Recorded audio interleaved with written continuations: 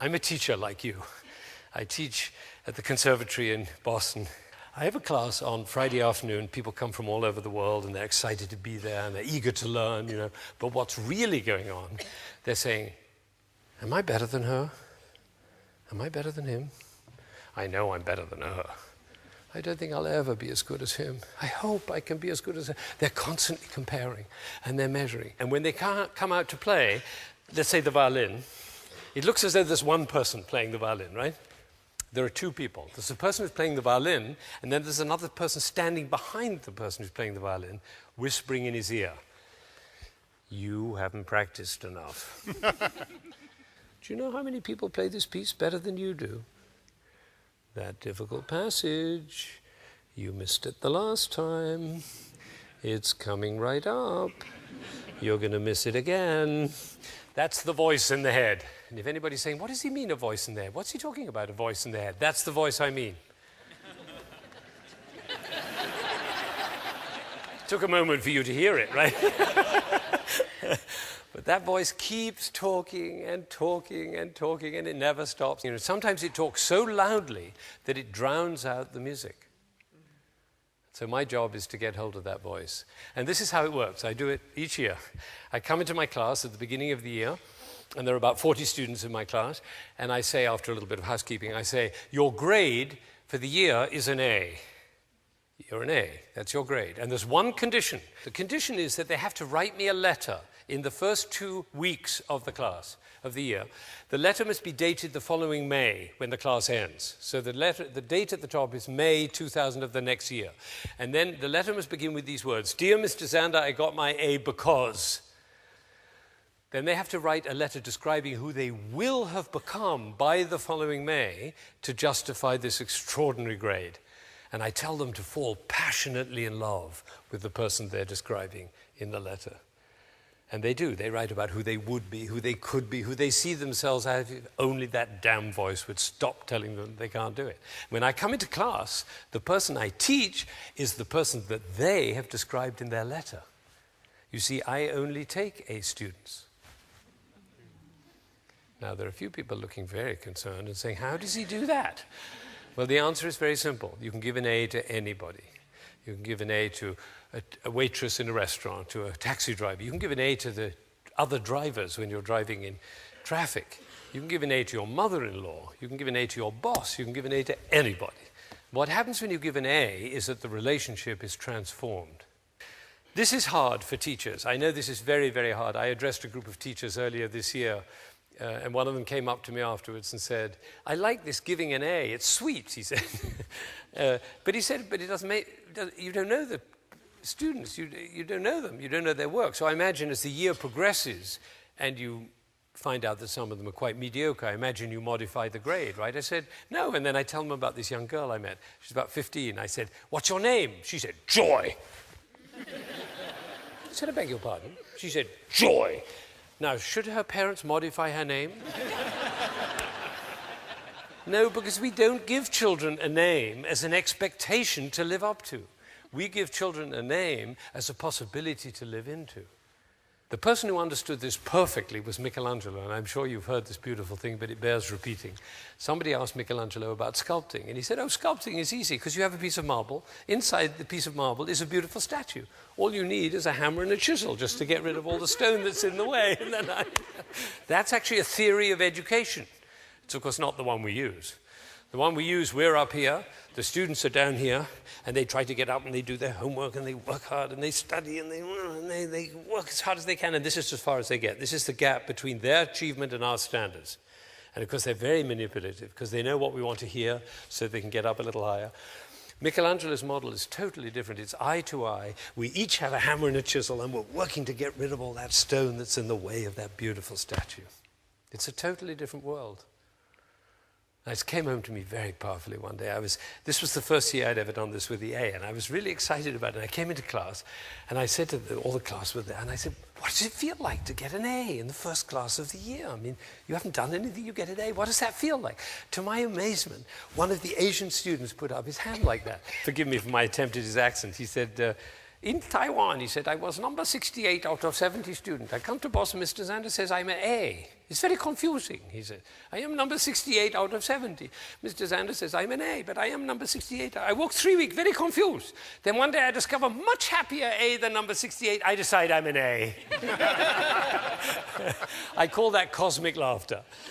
That's not head teacher's laughter, that's cosmic laughter. Because what you're laughing at is the realization, of course, that the A is invented, the 68 is invented. We might as well invent something that lights up our life and the life of the people around us. I don't know if you know this, but in America, in our music schools, we have about half our students from Asia. From China and Japan and Korea and Taiwan and Singapore and all these places. And they play fantastically well. They're great. They win the competitions, but they don't speak up in class. And I found out why. I actually asked them. I said, what is this about? And they explained to me. They said, Mr. Zander, you have to understand, in Asia, it's very important to be right. The teacher is always right. And the students try to be right. And as one of these young ladies said, the best way to be right is not to say anything, then you won't be wrong. Now, I believe the exact opposite, which is you cannot learn anything unless you make a mistake. So I tell my students, when you make a mistake, celebrate. And the way to celebrate is like this. How fascinating.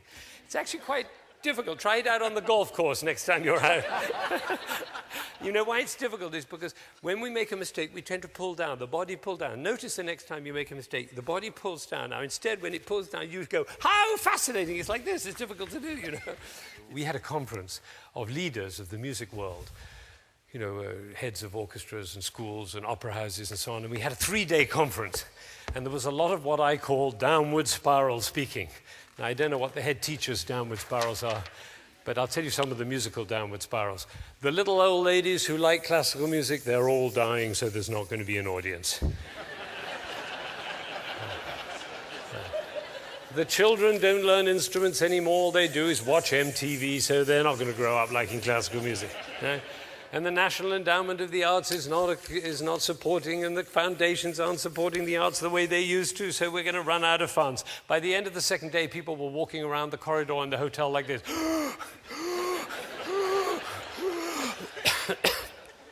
Because, you know, everywhere there's downward spirals. You can't get around. I was looking at the Times this morning, and I thought of bringing it in and showing you how many columns in the Times are downward spirals. It's amazing.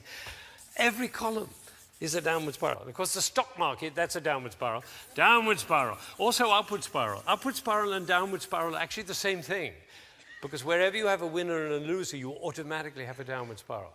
So, of course, sports is full of downward spiral, but it doesn't matter in sports because we all go out for a beer afterwards. Yeah. But our educational system is based on a downward spiral because there's nowhere to go from an A but down. So we shouldn't be surprised if our kids look anxious.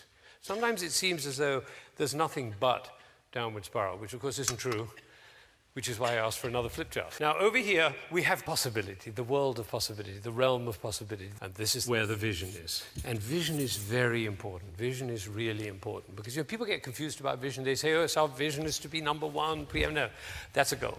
Vision, to be a vision, has to be for everybody. Everybody. At this conference, somebody stood up in front of the whole group and said, 3% of the population likes classical music. If we could move it to 4%, our problem would be over. I say everybody loves classical music, they just haven't found out about it yet. How would you walk? How would you talk? How would you be if you thought 3% of the population likes classical music? If only we could. How would you talk? How would you walk? How would you be if you thought everybody loves classical music? They just haven't found out about it. These two worlds are totally different worlds. I had an amazing discovery. This is a really big deal for me. I was 45. I'd been conducting for over 20 years, and suddenly one day I had this kind of road to Damascus event. Eureka! I realized the conductor of an orchestra doesn't make a sound. My picture appears on the front of the CD. But the conductor doesn't make a sound. He depends for his power on his ability to make other people powerful. And when that happened, it changed everything. People in my orchestra said, what happened to you, Ben? What happened? That was what happened. I realized my job was to awaken possibility in other people. Because I wanted to know whether I was doing that. And you know how you find out? You look at their eyes. If their eyes are shining, you know you're doing it. You could light up a village with this guy's eyes. If the eyes are shining, you know you're doing it. If the eyes are not shining, you get to ask a question. Who am I being that my player's eyes are not shining? We can do that with our children too. Who am I being that my children's eyes are not shining? Now, over here, we have goals. Have you noticed how goals tend to be rather grim? We have a goal. It's a rather grim pursuit. We have to make the goal. Now, over here, you can have a goal as part of the vision. By all means, you have a goal, and if you make the goal, great, and if you don't, how fascinating! Because, you know, we all know why we have goals. Why do we have goals? To make our eyes shine, that's all. That's the reason we have a goal. So if the goal posts are too close together, you can't score. If they're too far apart, it's too easy. So if it's not working, the eyes aren't shining, move the goalposts. You know, that's the thing. Now, over here, you have the words you should, you ought, you need, and you must. Try those out on your children and see if their eyes shine. Over here, we have things like, how about, what if, what are we looking for? What's next? Over here, you see, it's totally different language, totally different. Now, over here, you have blame and fault and threat. And over here, requests and apologies, totally different. This is where we put people down and also put people up. Over here, everybody gets an A.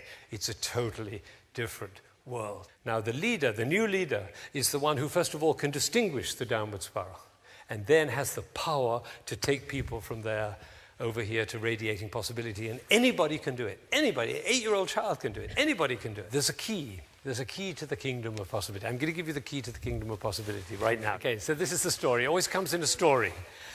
Okay, the story is this. 2 prime ministers were sitting in a room, and they had a conversation about affairs of state, you know, the way prime ministers do. And suddenly the door bursts open, and a man comes in a state of apoplectic upset. He's just like this, and it's making so much noise and racket and carries on. Of course, they stop their conversation. And the resident prime minister says, Peter, please remember rule number 6. Immediately, Peter's restored to complete calm. He bows, he apologizes, and he walks out of the room. They go back to their conversation. 20 minutes later, the door bursts open again. A woman comes in. She's hysterical, and her hair is flying, and she's mascara's running. Everything is a mess. And shouting again and again. The prime minister says, Maria, please remember rule number 6. Immediately, she bows, she apologizes, she walks out of the room. And then 20 minutes later, it happens for the third time. The third time, the visiting prime minister says, my dear colleague, he says, this is astonishing. He said, I don't believe it. 3 people have come into this room out of control. And you just say rule number 6. Would you be willing to share what this rule number 6 is? He said, oh, it's rule number 6, very simple. Don't take yourself so goddamn seriously. He says, oh, that's a wonderful rule. What, may I ask, are the other rules? There aren't any. Cosmic laughter. Pretty tentative, I must say. Now, it comes down to 3 things. 3 things. 1, it's all invented. You've got to get that. It's all invented. 2, standing impossibility. And 3, rule number 6. That's it. Simple.